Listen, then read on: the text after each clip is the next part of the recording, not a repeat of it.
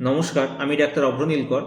বর্তমানে আমার ক্লিনিকে এরকম অনেক পেশেন্ট আমি দেখতে পাচ্ছি যারা আমার কাছে এসে বলছেন যে ডাক্তারবাবু, দীর্ঘদিন বেশ ভালো ছিলাম, কিন্তু হঠাৎ করেই দেখছি এই শীত বাড়ার সঙ্গে সঙ্গে আমার জয়েন্টের ব্যথাগুলো অনেকটাই বেড়ে গেছে। আগে আমি বেশ ভালো ছিলাম। আপনারা যারা এই ভিডিওটা দেখছেন, আপনাদের মধ্যেও কিন্তু এরকম অনেকেই আছেন যাদের এই শীতকালে পড়ার সঙ্গে সঙ্গেই দেখা যাচ্ছে যে জয়েন্টের ব্যথাগুলো বেড়ে গেছে। আপনি হয়তো আর্থ্রাইটিসের সমস্যায় দীর্ঘদিন ভুগছেন, চিকিৎসা চলেছে, ভালো ছিলেন, কিন্তু শীত বাড়ার সঙ্গে সঙ্গেই আবার সমস্যাটা অনেকটা বেড়ে গেছে। এখন এক্ষেত্রে আমাদের প্রথমেই যেটা করতে হবে, ওষুধ তো খেতে হবে অবশ্যই, তবে সেটা কখনোই দোকান থেকে কিনে নয়, নিকটবর্তী ডাক্তারবাবুর পরামর্শ অনুযায়ী ওষুধ সেবন করতে হবে। এবং কোন ওষুধ সেবন করলে এই সমস্যা দূর হবে সেই বিষয়ে অবশ্যই আলোচনা করব।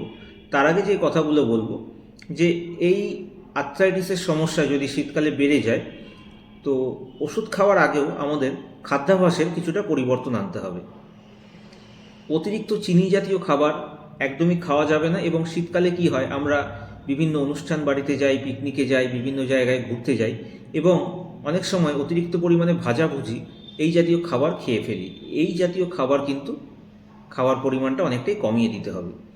এরই সঙ্গে প্রদাহ কমানোর জন্য বা ইনফ্লামেশন কমানোর জন্য আপনারা চাইলে মাঝে মধ্যেই সকালে একটু কাঁচা হলুদ বা রসুন খেতে পারেন।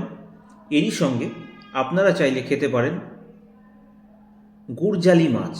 এই গুড়জালি মাছটির কথা বিশেষ করে উল্লেখ করলাম কারণ আপনারা বিভিন্ন জায়গায় বিভিন্ন ভিডিওতে দেখে থাকবেন যে বলা হয় স্যামন, টুনা এই জাতীয় মাছগুলোর মধ্যে প্রচুর পরিমাণে ওমেগা 3 ফ্যাটি অ্যাসিড থাকে।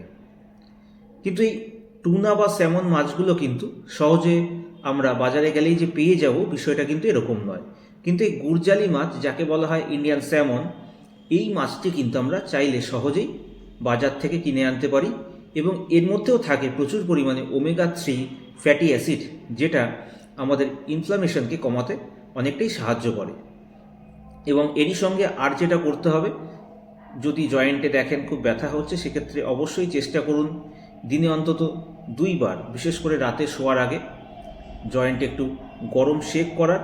বিশেষ করে হাঁটু ব্যথার সমস্যা নিয়ে অনেকে আমার কাছে এই সময় আসছেন যে হাঁটু ব্যথার সমস্যাটা বেড়ে গেছে বা কোমরে ব্যথার সমস্যা। তো আমি পেশেন্টদেরও বলছি যে গরম শেক করার কথা।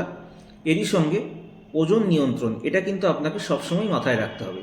ওজন যদি বেড়ে যায়, সেক্ষেত্রেও কিন্তু এই জাতীয় ব্যথাগুলো বেড়ে যেতে পারে।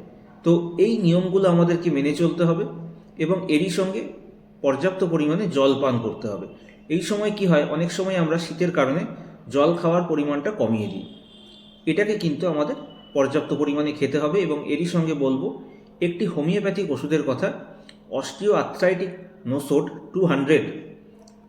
অস্টিও আর্থ্রাইটিক নোসোড 200 ওষুধটি সকালে এবং সন্ধেবেলা খাওয়া দাওয়া করার 10-15 মিনিট আগে 2 ফোঁটা করে আপনাকে সেবন করতে হবে পরপর 3 দিন। সকালে 2 ফোঁটা, সন্ধেবেলা 2 ফোঁটা, এই নিয়মে। এই ওষুধটিকে যদি আপনারা সেবন করেন, দেখবেন আপনার এই যে হঠাৎ করেই যদি ব্যথা বেড়ে গিয়ে থাকে, সেই ব্যথার সমস্যা কিন্তু অনেকটাই দূর হবে। তবে এরপরেও যদি সমস্যা থাকে, সেক্ষেত্রে অবশ্যই আপনাকে নিকটবর্তী ডাক্তারবাবুর পরামর্শ নিতে হবে। আপনারা চাইলে স্ক্রিনের ওপর দেওয়া হোয়াটসঅ্যাপ নাম্বারেও আমার সঙ্গে যোগাযোগ করতে পারেন। তো আজকের এপিসোডটি আপনাদের কেমন লাগলো অবশ্যই আমাকে কমেন্ট করে জানাবেন। এপিসোডটি যদি আপনাদের ভালো লাগে তাহলে অবশ্যই ভিডিওটিকে লাইক করবেন, শেয়ার করবেন। ধন্যবাদ।